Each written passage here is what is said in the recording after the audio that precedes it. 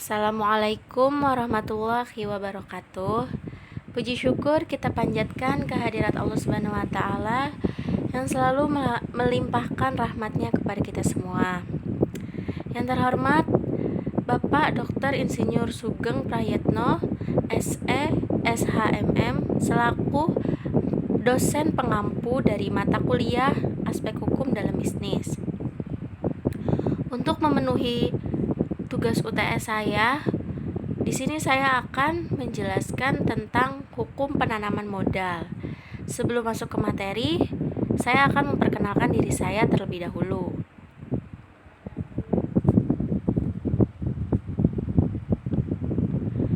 Baik, nama saya Melina Kurniasari dengan nomor NIM 29021-525 dari Prodi Akuntansi kelas reguler plus atau weekend. Baik, di sini kita akan masuk ke materi hukum penanaman modal.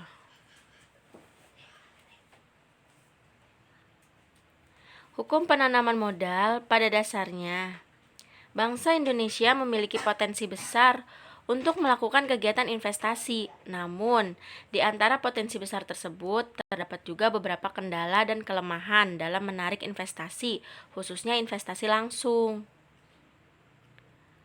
Ada beberapa kendala dan kelemahan dalam menarik investasi, khususnya investasi langsung, yaitu yang pertama, kurang terampilnya tenaga kerja yang ada, birokrasi yang kadang-kadang terlalu panjang dan dapat membengkakkan biaya awal dan operasional.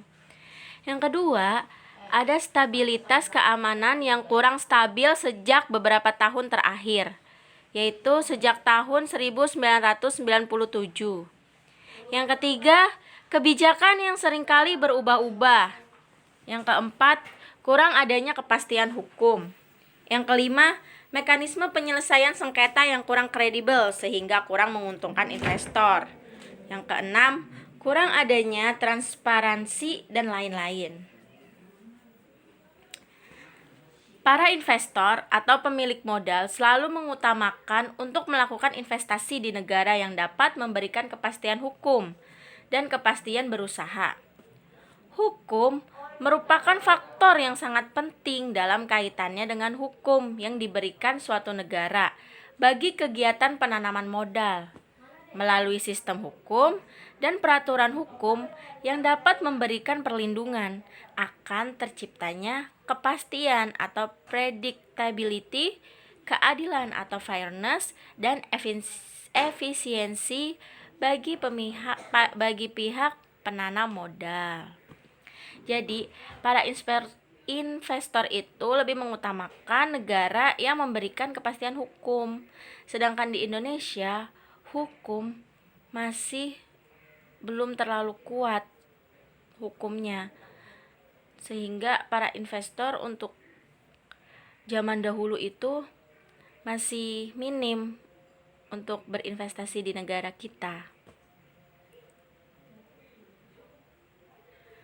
Atas dasar alasan-alasan tersebut, untuk menyempurnakan peraturan hukum di bidang penanaman modal demi tercapainya kepastian hukum, maka pada tanggal 26 April 2007 diundangkan Undang-Undang Nomor 25 Tahun 2007 tentang penanaman modal, yang selanjutnya disebut dengan Undang-Undang Penanaman Modal.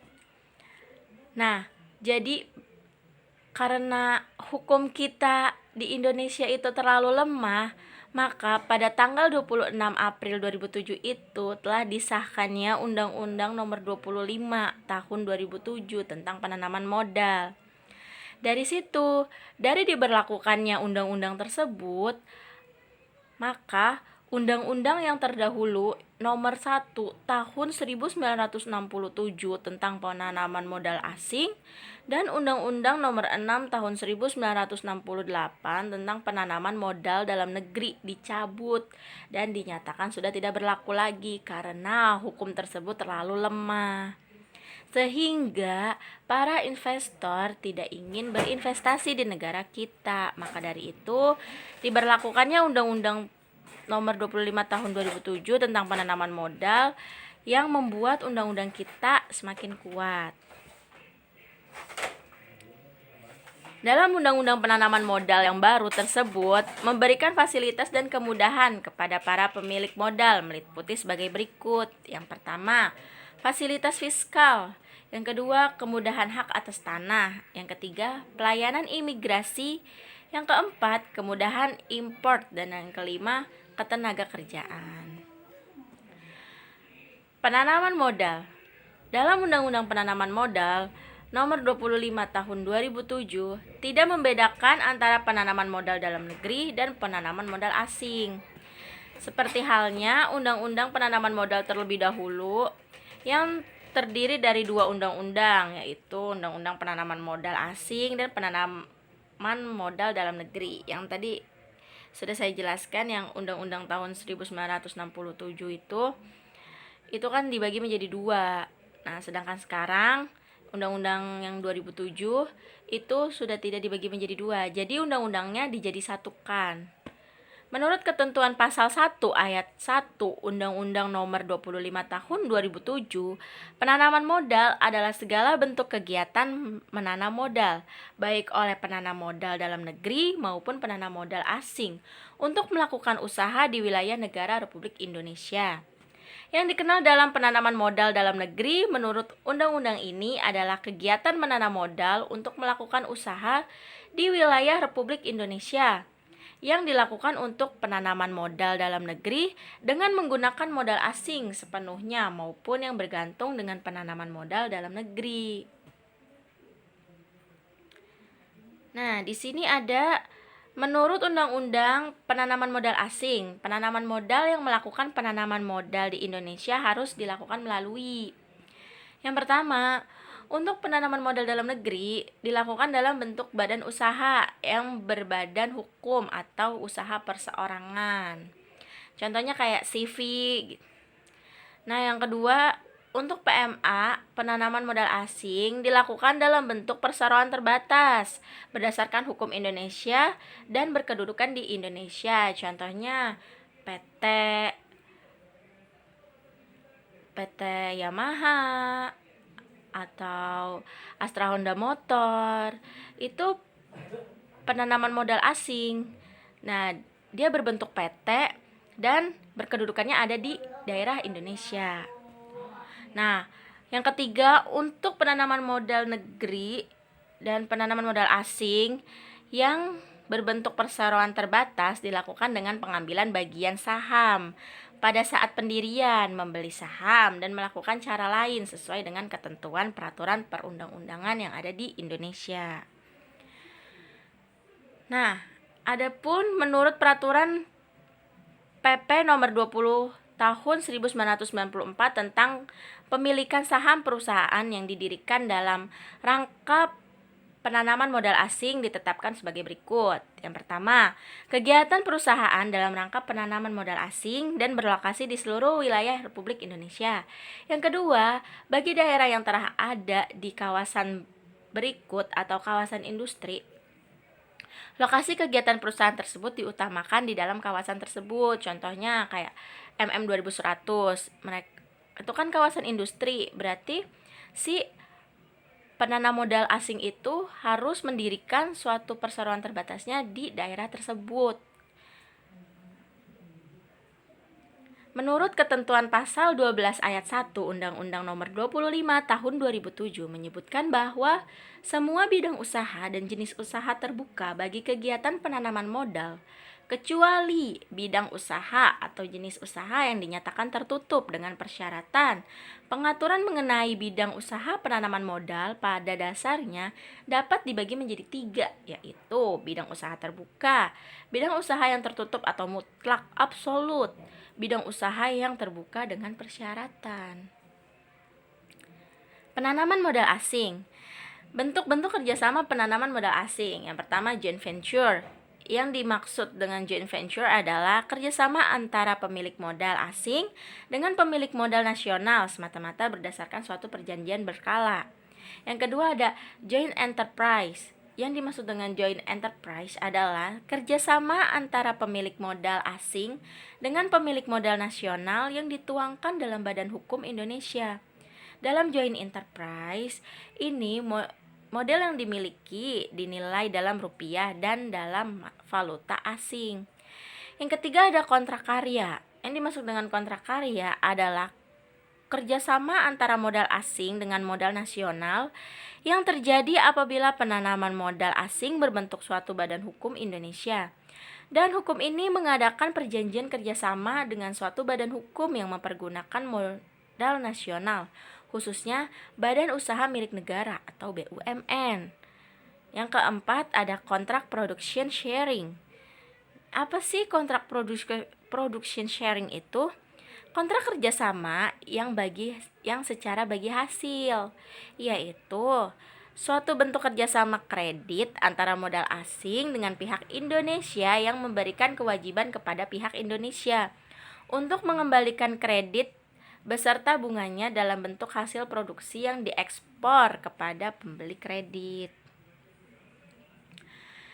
Berikut adalah beberapa macam bentuk joint venture yang ditemukan pada praktik penanaman modal asing, yaitu yang pertama technical assistance service contract, yaitu suatu bentuk kerjasama yang dilakukan berkaitan dengan skill atau cara kerja. Misalkan, suatu perusahaan ingin meningkatkan produksinya dengan membutuhkan perlengkapan baru. Berikut cara kerja yang lebih baik. Maka perusahaan itu akan memerlukan technical assistant dari perusahaan modal asing yang pembayarannya dalam jumlah tertentu diambil dari penjualan produksi. Yang kedua ada franchise and brand use agreement, yaitu suatu bentuk kerjasama di mana suatu perusahaan nasional hendak memproduksi barang yang sudah terkenal seperti McDonald atau Starbucks. Manajemen kontrak yaitu suatu bentuk kerjasama yang berkaitan dengan pengelolaan suatu perusahaan di mana pengelolaan manajemen dilakukan oleh pihak modal asing terhadap perusahaan nasional.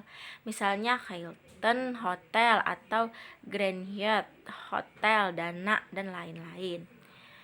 Bulk Operation and Transfer atau BOT, yaitu suatu bentuk kerjasama di mana suatu objek dibangun dan dikelola dalam jangka waktu tertentu, kemudian diserahkan kepada para pemilik asing yaitu pihak nasional.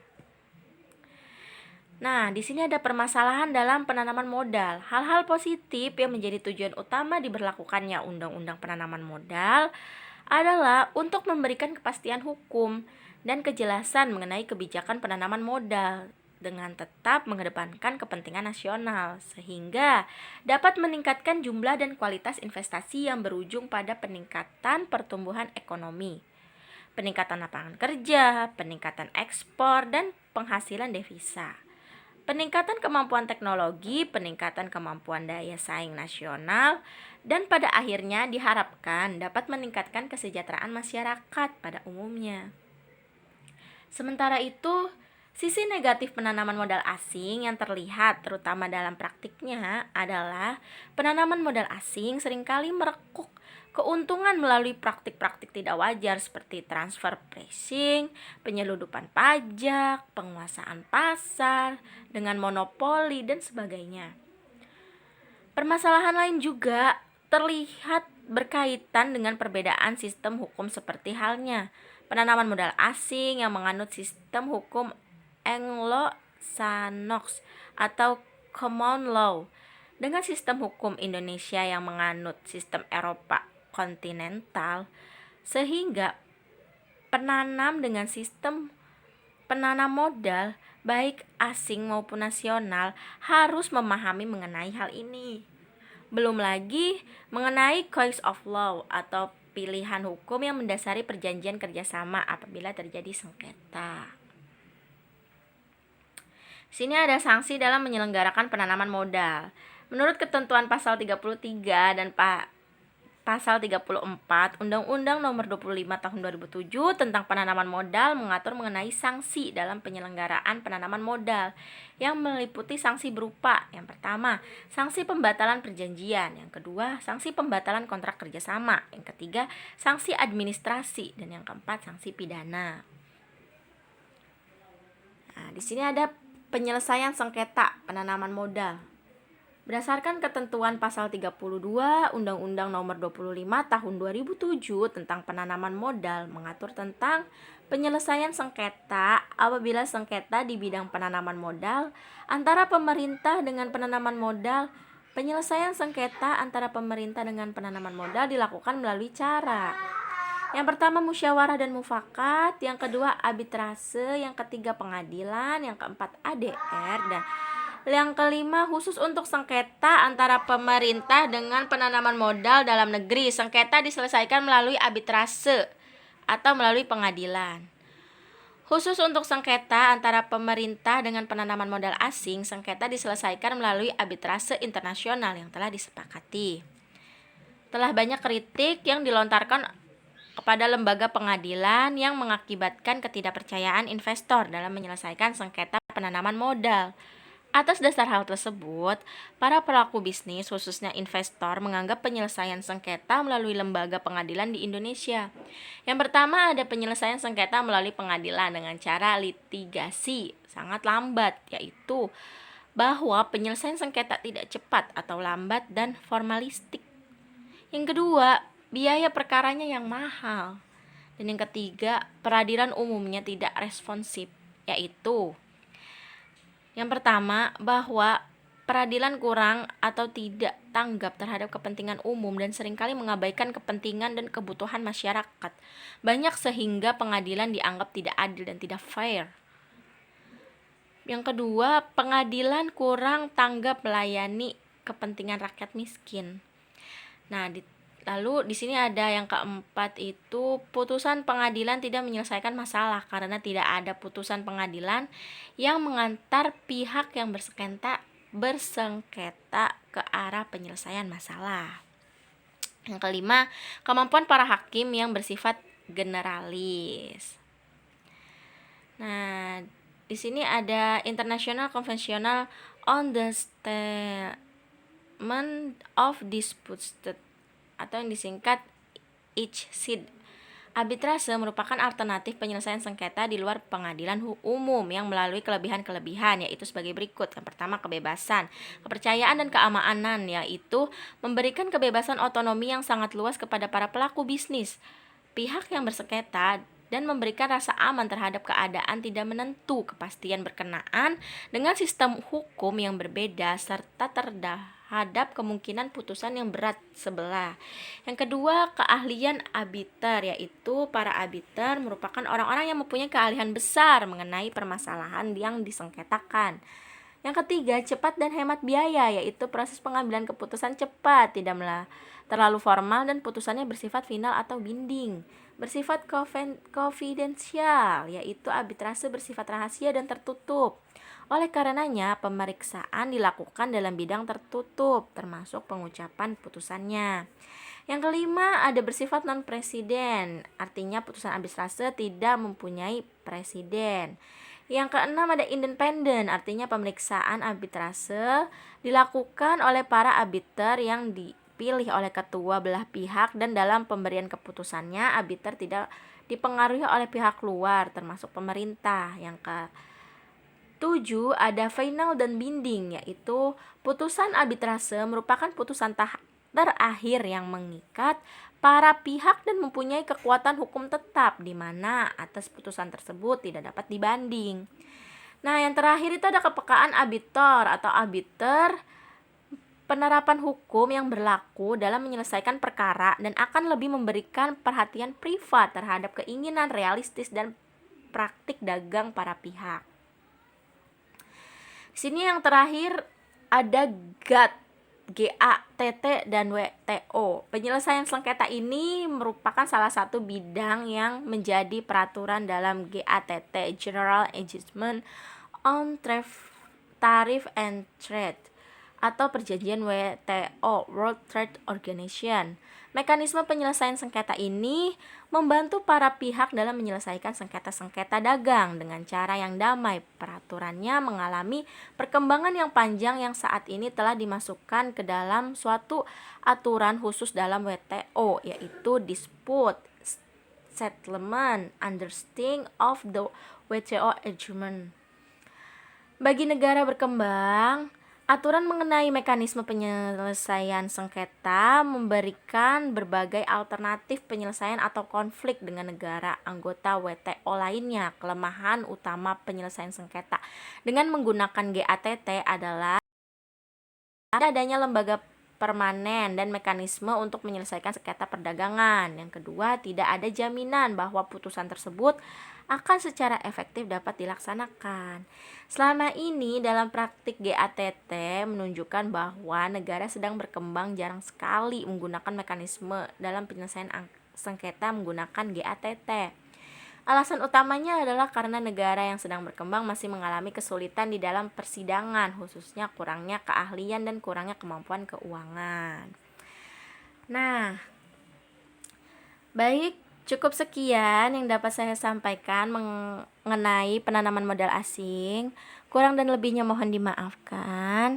Apabila ada salah-salah kata juga mohon dimaafkan. Wabillahi taufiq wal hidayah. Wassalamualaikum warahmatullahi wabarakatuh.